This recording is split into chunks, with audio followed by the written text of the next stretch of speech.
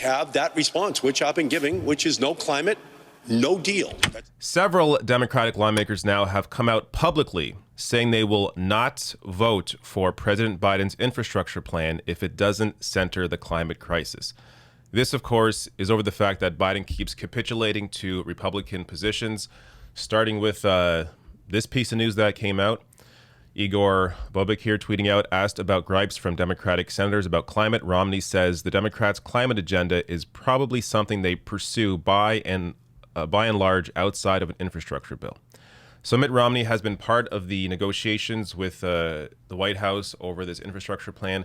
And apparently, Mitt Romney's under the impression that climate's not going to be part of this infrastructure plan. And if that's the case, I mean, up to now, I think Biden has assumed that he's going to have all Democrats on board regardless of what the plan is.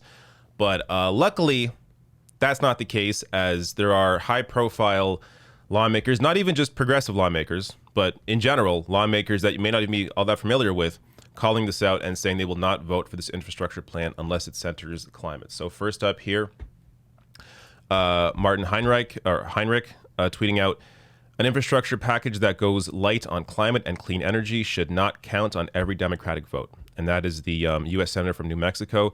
So he put that out, and a couple of replies to this. Michael Bennet, who ran for president and was a horrible candidate, but he sides with this comment here saying, Colorado and New Mexico share a watershed. I agree wholeheartedly with my friend. So, of course, as well, AOC, one of the co-sponsors of the Green New Deal, agreed as well, saying, yep, don't count on every Democratic vote. And lastly here, I'm sure there are more, but another high profile, of course, the other co-sponsor of the Green New Deal, Ed Markey, was on MSNBC and shared his thoughts on this as well. That the news they have a deal and the White House coming out basically with a wait and see message. What's your understanding of where things stand?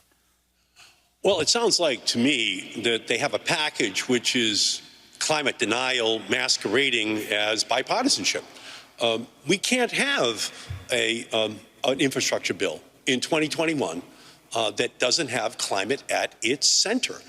And any other bill that we are going to consider that does not have aggressive solutions to the climate crisis will just have that response, which I've been giving, which is no climate, no deal. That's the only way in which we can respond. This bill has to meet the magnitude of the challenges which the climate crisis is presenting to our country and to the planet.